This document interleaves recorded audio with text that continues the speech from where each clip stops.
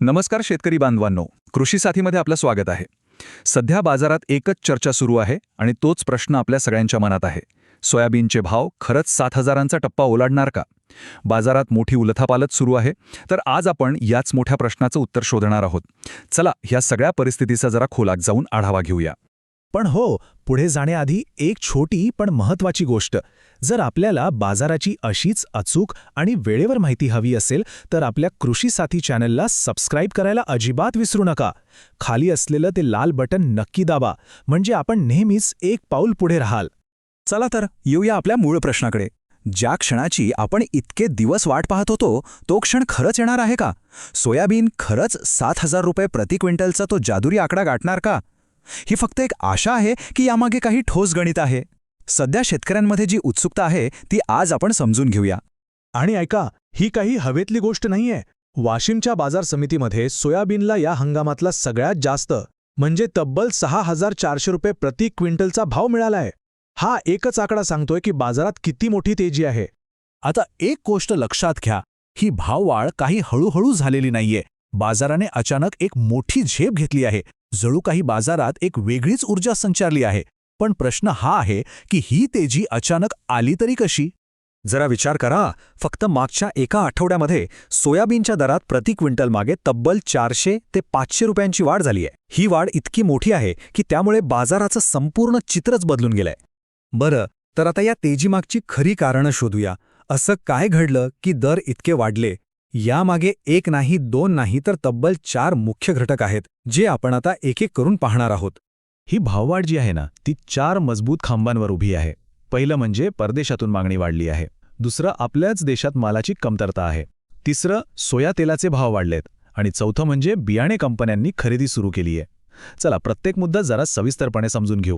पहिलं आणि सगळ्यात महत्त्वाचं कारण आहे आंतरराष्ट्रीय बाजारपेठ. बघा, काही काळ वाहतूक थांबली होती, पण आता ती सुरळीत झाल्यानं आखाती देशांमध्ये आपल्या सोयाबीनची निर्यात पुन्हा एकदा जोरात सुरू झाली आहे.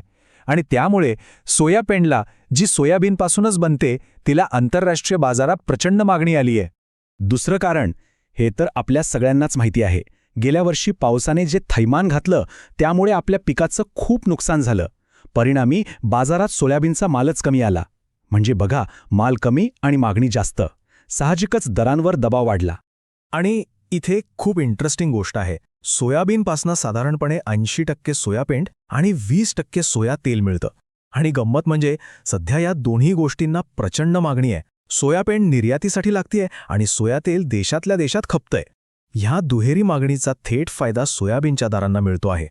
आणि चौथं कारण म्हणजे तोंडावर आलेला पेरणीचा हंगाम. आता पुढच्या पेरणीसाठी चांगल्या बियाण्याची गरज आहे. त्यामुळे बियाणे कंपन्यांनी बाजारातून दर्जेदार सोयाबीन खरेदी करायला सुरुवात केली आहे. म्हणजे बाजारात आणखी एक मोठा खरेदीदार उतरला आहे, ज्यामुळे दरांना चांगलाच आधार मिळतोय.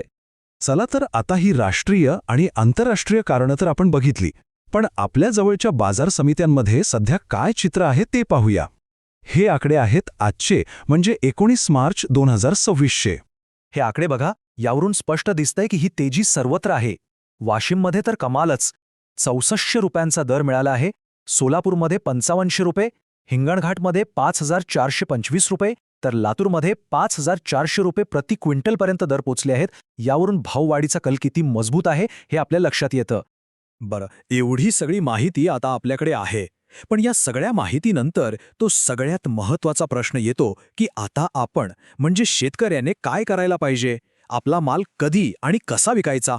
तर यावर तज्ज्ञांचा सल्ला एकच आहे. कुठल्याही अफवेवर किंवा अंदाजावर विश्वास ठेवू नका. रोज बाजारात काय भाव सुरू आहेत यावर बारीक लक्ष ठेवा आणि मगच विचारपूर्वक आपला माल विकण्याचा निर्णय घ्या. माहितीच्या आधारावर घेतलेला निर्णयच आपल्या फायद्याचा ठरेल. यालाच आपण म्हणू शकतो धोरणात्मक विक्री. म्हणजे काय? तर बाजाराचा कल बघायचा, आपल्याकडे किती माल शिल्लक आहे ते पाहायचं आणि मग योग्य वेळ साधून टप्प्याटप्प्याने विक्री करायची. घाई करून नुकसान करण्यापेक्षा थोडं थांबून विचार करून निर्णय घेणं कधीच चांगलं. तर मग आपण आत्तापर्यंत भाववाढीची कारणं पाहिली, सध्याचे दर पाहिले आणि काय करायला हवं हेही समजून घेतलं. आता आपण समारोपाकडे वळताना भविष्याचा थोडा वेध घेऊया. आता ही सगळी माहिती आपल्यासमोर आहे. वाढती मागणी, कमी पुरवठा आणि जवळ आलेली पेरणी, या सगळ्याचा विचार करता आपली विक्रीची रणनीती काय असायला हवी, यावर आता आपणच विचार करायचा आहे.